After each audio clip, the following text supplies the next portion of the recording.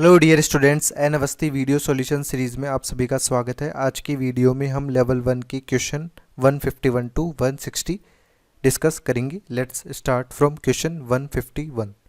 151 में हमें क्या बोला गया? व्हाट मास ऑफ H2C2O4.2H2 जिसका मोलिकुलर मास 126 दिया गया should be dissolve in water to prepare 250 millilitre of centinormal solution which act as a reducing agent. तो हमारे पास ये ऑक्जेलेट दिया हुआ है, इसका बोल रहे हैं कि ये कि क्या कैसे एक्ट कर रहा है, रिड्यूसिंग एजेंट की तरह एक्ट कर रहा है, यानी इटसेल्फ क्या होगा, ऑक्सीडाइज होगा, इटसेल्फ ऑक्सीडाइज्ड, यानी ऑक्सीडेशन नंबर का इंक्रीमेंट होगा। तो हमारे पास क्या दिया हुआ है, ये यहाँ पर देखें आप H2C2O4.2H2, इस पूरे में आयनिक पार्ट में क्या हो जाएगा, C2O4 जो कि कन्वर्ट हो रहा है किसमें, यहाँ पर इसका काम क्या है, रिड्यूसिंग एजेंट का। तो यहाँ पर कार्बन के ऑक्सीडेशन स्टेट यदि अपन निकालें तो यहाँ पर अपने पास 2x plus 4 minus 2 equal to -2। तो यहाँ पर हो जाएगा 2x equal to -2 plus 8 which is 6। तो x की वैल्यू हो गई +3। अब ऑक्सीडेशन इसका खुद क्या होना चाहिए, ऑक्सीडेशन होना चाहिए। तो C2O4 से अपने पास ये किस में चला जाता है, ये चला जाता है कार्बन डाइऑक्साइड में, जिसमें कार्बन +4 ऑक्सीडेशन स्टेट में। तो यहाँ पर C2O4 2- ऑक्सीलेट क्या हो रहा है, एक्ट कर रहा है रिड्यूसिंग एजेंट की तरह। तो ये कन्वर्जन हो जाएगा अपने पास। अब अपने को पूछा क्या गया कि हमें फाइनल जो सॉल्यूशन बनाना है उसकी नॉर्मलिटी दी हुई है, वो सेंटी नॉर्मल है। सेंटी नॉर्मल यानी 10⁻⁻² नॉर्मल, यानी 1/100 इसकी नॉर्मलिटी है सॉल्यूशन की, फाइनल सॉल्यूशन की। तो हमारे पास क्या होगा कि जब भी कोई रिएक्शन हो रही है कि हमारे पास यहाँ पे सॉल्यूट था या रिएक्टेंट था, उसमें आपने वाटर ऐड किया और सॉल्यूशन बना दिया, तो इसमें number of equivalent of solute, equivalent of solute equal to अपने पास इक्विवेलेंट ऑफ सॉल्यूशन हो जाएगा। ठीक है, तो अपने को यहाँ पर वही चीज़ करनी है। अब इसमें H2C2O4 में मोलिकुलर मास अपने को दिया हुआ है और अपने को पता नहीं है कि इसका क्या होगा नॉर्मलिटी, ये अपने को चेक करनी पड़ेगी। अब इसके नंबर ऑफ इक्विवेलेंट अपने को निकालने पड़ेंगे, क्योंकि सॉल्यूट यहाँ पर क्या है, H2C2O4। अब नंबर ऑफ इक्विवेलेंट के लिए आप देखें तो नंबर ऑफ इक्विवेलेंट हमारे पास होता है number of moles into valency factor या एन फैक्टर। अब नंबर ऑफ मोल्स क्या होता है, मास डिवाइडेड बाय मोलर मास, कि मास ऑफ सैंपल हमारे पास या मास ऑफ सॉल्यूट जो भी दिया हुआ है, mass of solute divided by molar मास। ठीक है, अब मास ऑफ सॉल्यूट तो यहाँ पर क्या है, अननोन है, यही तो अपने को कैलकुलेट करना है। Molar mass of this molecule given है 126 और वैलेंसी फैक्टर अपने को निकालना है। अब वैलेंसी फैक्टर देखिए, हमारे पास यहाँ पर C2 कार्बन का ऑक्सीडेशन स्टेट में चेंजेस कितना हो रहा है, +1 यूनिट का चेंज हो रहा है, 4 - 3, और नंबर ऑफ एटम्स कितने हैं यहाँ पर 2। तो ये टोटल वैलेंसी फैक्टर हमारे पास क्या हो जाएगा, 2 हो जाएगा। वैलेंसी फैक्टर आप किस तरह से निकालते हैं, चेंज पर एटम,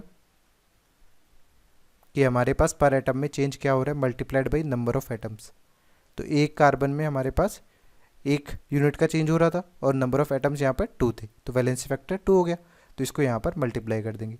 तो ये हमारे पास नंबर ऑफ इक्विवेलेंट किसके हैं, ये सॉल्यूट के हैं। अब अपने को क्या चाहिए, सॉल्यूशन के नंबर ऑफ इक्विवेलेंट चाहिए। तो सॉल्यूशन में देखिए आपके पास इक्विवेलेंट अपन कैसे निकाल सकते हैं, नॉर्मलिटी इनटू वॉल्यूम से, normality into volume in litre, क्योंकि नॉर्मलिटी हमारे पास क्या होता है, number of equivalent divided by volume in litre. तो हमारे पास नॉर्मलिटी दी हुई है सॉल्यूशन की सेंटी नॉर्मल, यानी 1/100, और वॉल्यूम दिया हुआ है 250 मिलीलीटर। तो इसको लीटर में कन्वर्ट करने के लिए 1000 से डिवाइड कर देंगे। अब दोनों इक्वेशन को, यानी ये सॉल्यूशन का इक्विवेलेंट है और ये सॉल्यूट का इक्विवेलेंट है, दोनों को इक्वल कर दें। तो मास ऑफ सॉल्यूट लेट से हमारे पास W है, तो अपन ने क्या रखा, W divided by molar mass 126 into 2 equal to हमारे पास क्या हो जाएगा, यहाँ पर 1/100 इंटू 250/1000। इसमें अननोन क्या है हमारे पास W, तो इसी का अपने को मास पूछा गया था, तो W को जैसे आप कैलकुलेट करेंगे तो ये वैल्यू आ जाएगी 0.1575 ग्राम, जो कि अपने कौन से ऑप्शन से मैच कर रही है, ये ऑप्शन बी से मैच कर रहा है, तो करेक्ट आंसर बी हो जाएगा। ठीक है, नेक्स्ट है 152, the equivalent mass of the salt when it acts as a reducing agent. तो हमारे पास यहाँ पर भी ऑक्सलेट है C2O4, ये किस में कन्वर्ट होगा, CO2 में कन्वर्ट होगा for act as a reducing agent. Reducing agent में क्या होगा कि दूसरे किसी कंपाउंड को रिड्यूस करेगा बट इटसेल्फ ऑक्सीडाइज होगा।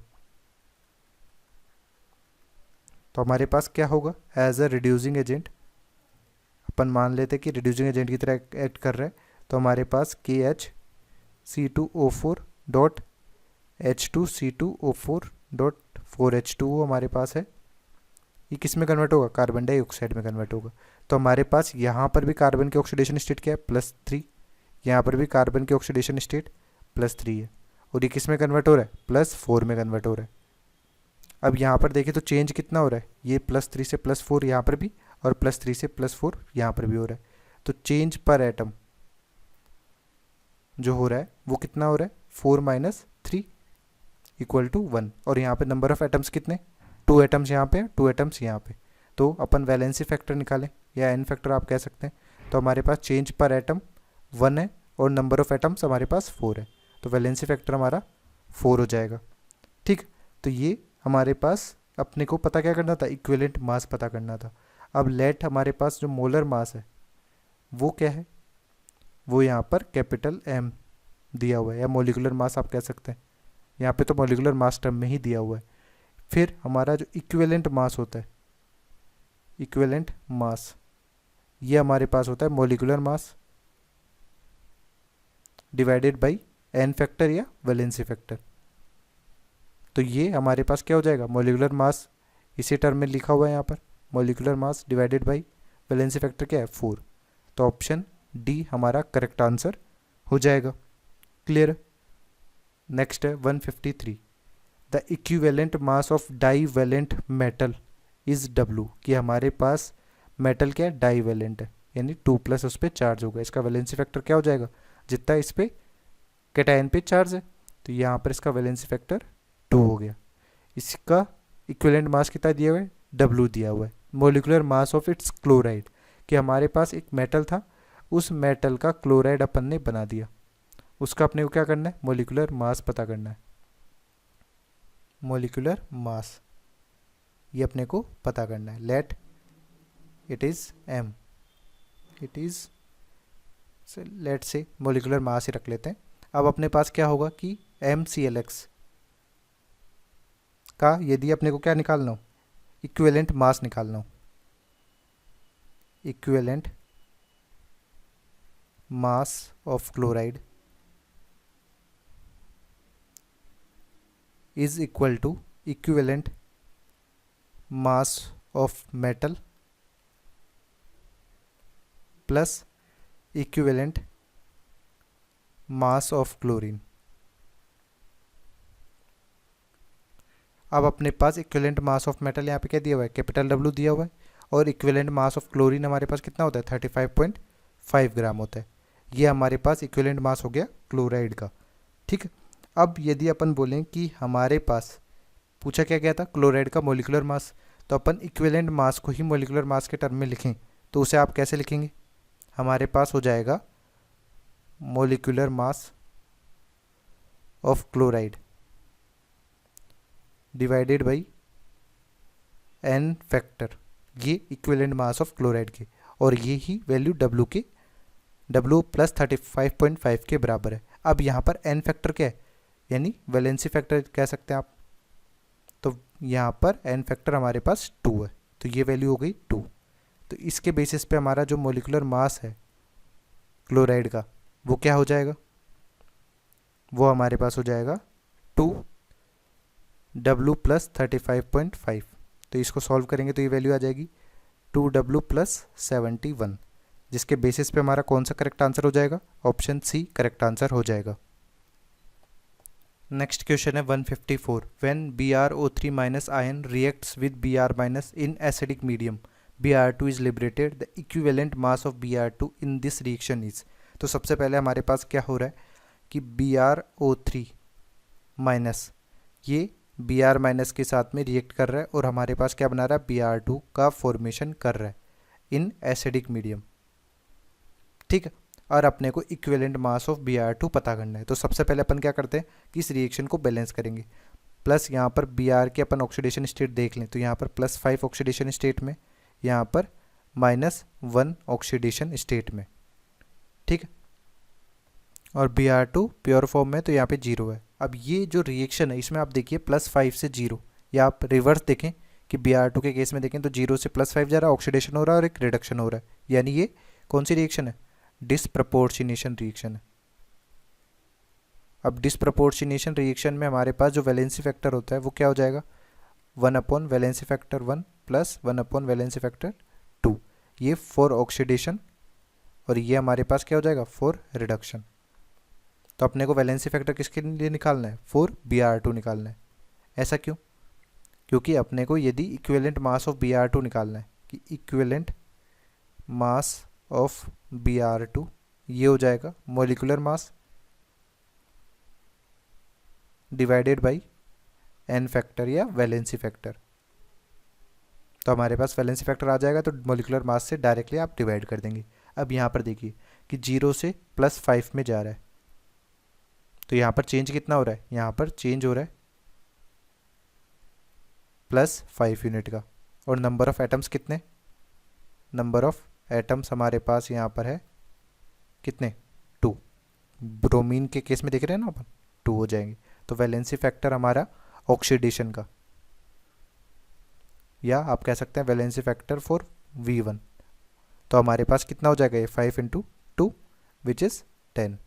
इसी तरह से यहाँ पर देखें, यहाँ पर हमारे पास क्या हो रहा है, चेंज 1 यूनिट का हो रहा है और नंबर ऑफ एटम्स 2 है, तो वैलेंसी फैक्टर 2 हमारे पास कितना हो जाएगा, 2 × 1 यानी 2 हो जाएगा। तो इसके बेसिस पे अपन इस क्वेश्चन को सॉल्व करेंगे। अब अपने पास देखिए 1 वैलेंसी फैक्टर ये हो जाएगा 1/10 प्लस ये हो जाएगा 1/2। तो इसको सॉल्व करेंगे, हमारे पास 10 × 2 ये हो जाएगा 12।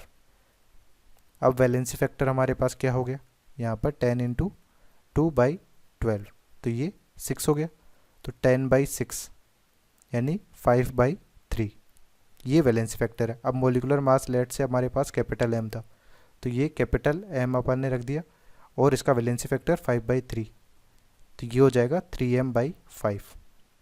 कौन से ऑप्शन से मैच कर रहा है, ऑप्शन सी से मैच कर रहा है। ठीक है, नेक्स्ट है 155। If MA gram of a metal A displaces MB gram of another metal B from its salt solution, that means ये कम्प्लीटली रिएक्ट कर रहा है। तो इसका मतलब क्या हो जाएगा कि दोनों रिएक्ट कर रहे हैं, तो equivalent of A, law of chemical equivalence से इक्विवेलेंट ऑफ B के बराबर हो जाएंगे। ठीक है, अब इसके बाद में क्या बोला गया, if the equivalent masses are EA and EB respectively then equivalent mass of A can be expressed as. तो हमें क्या बोला गया है, यहाँ पे MA gram of a metal दिया हुआ है और ये रिप्लेस कर रहा है MB gram of another metal. अब इसमें अपने को पता ये करना है कि इक्विवेलेंट ऑफ A और B में क्या हो सकता है।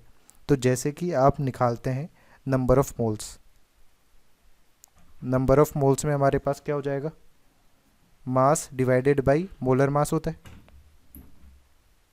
उसी तरह से यदि आप नंबर ऑफ इक्विवेलेंट्स निकालेंगे, नंबर ऑफ इक्विवेलेंट्स, तो हमारे पास mass divided by equivalent mass हो जाएगा।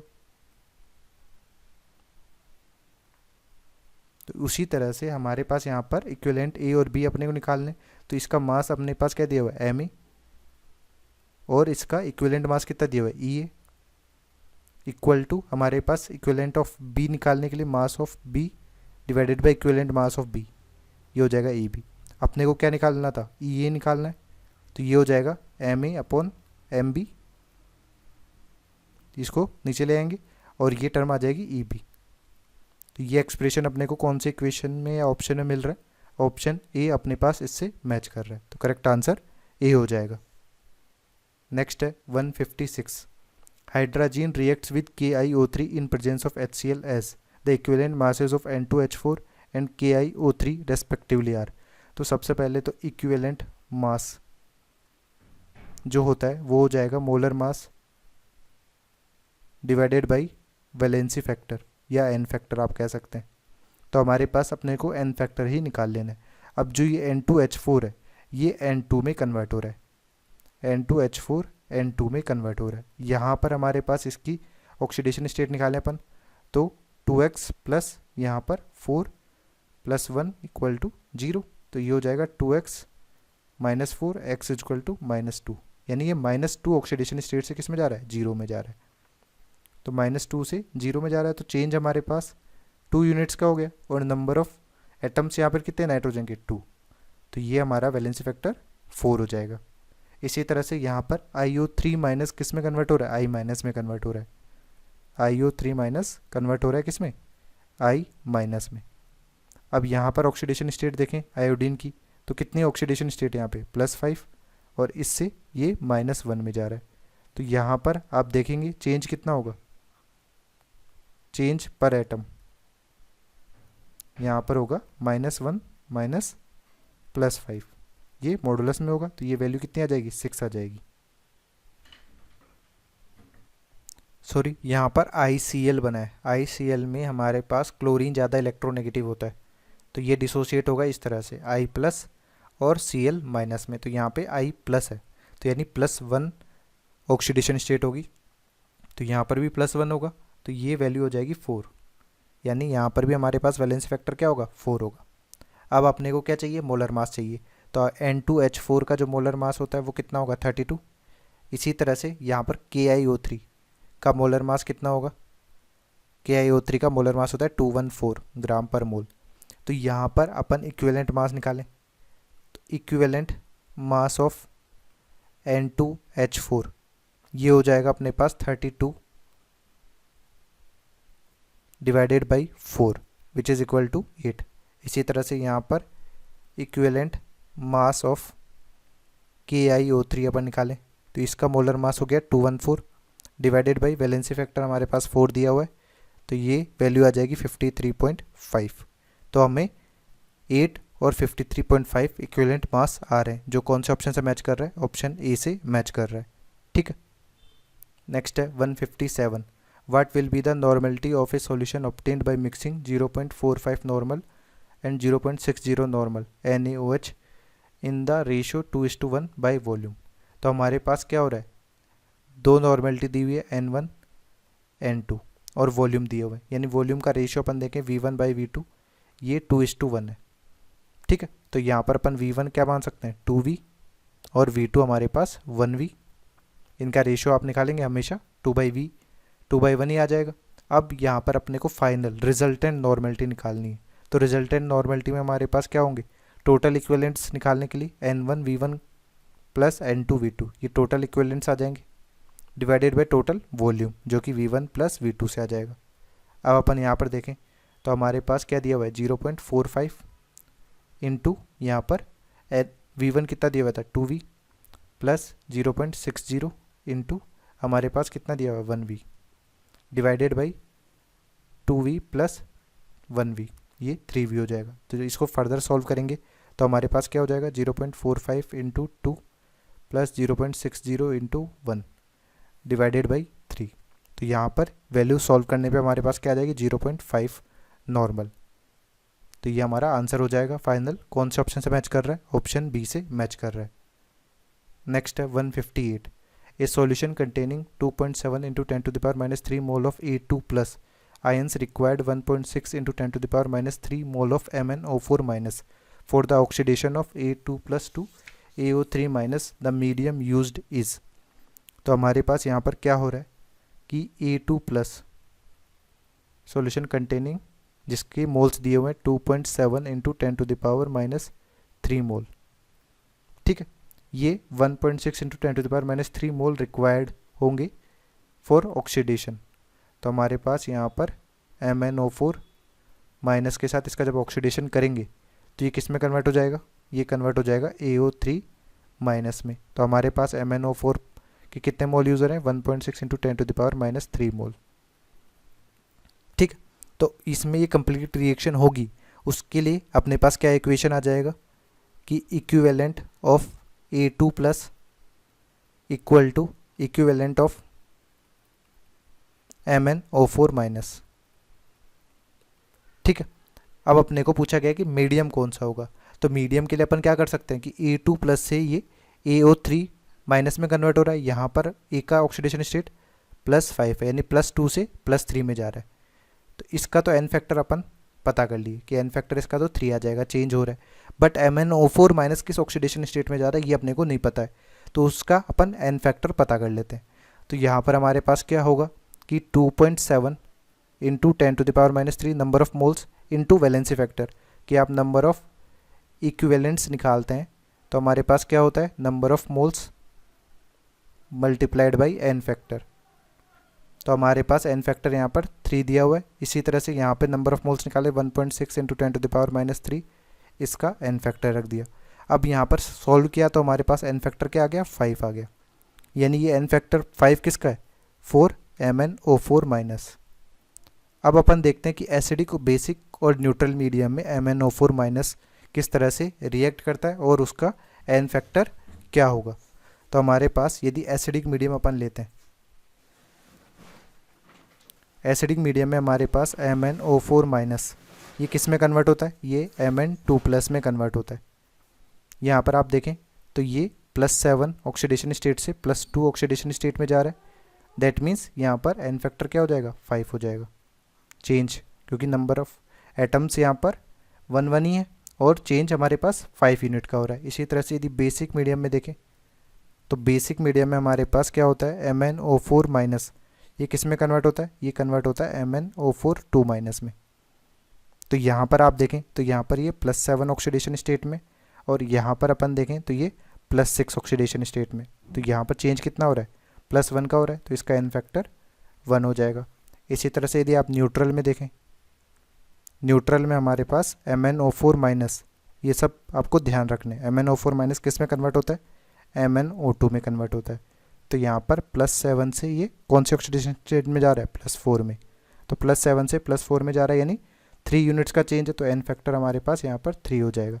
और बट हमारी कैलकुलेशन में एन फैक्टर क्या है 5 आए, तो इसका मतलब क्या है कि MnO4 माइनस किस में कन्वर्ट हुआ होगा Mn2 प्लस में कन्वर्ट हुआ होगा, यानी हमारे पास कौन सा मीडियम अवेलेबल है वहाँ पर एसिडिक मीडियम अवेलेबल है।